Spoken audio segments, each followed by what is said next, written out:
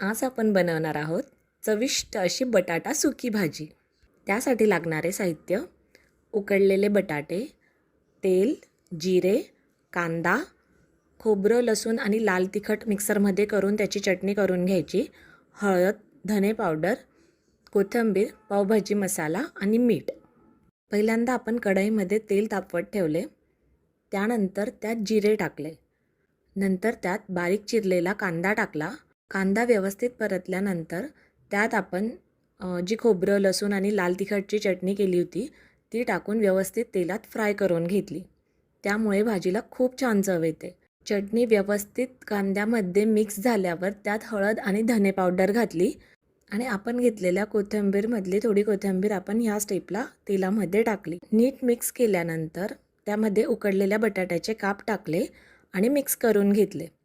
सर्व पदार्थ एकजीव झाल्यावर त्यामध्ये पावभाजी मसाला घालून सर्व नीट मिक्स केले आणि नंतर त्यात चवीपुरता मीठ आणि कोथिंबीर घातली।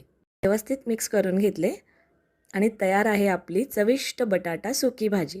ही आपण पोळी आणि पराठ्यासोबत सर्व करू शकतो। अशा छान छान रेसिपीसाठी तिखी मिठासला सबस्क्राईब करायला विसरू नका।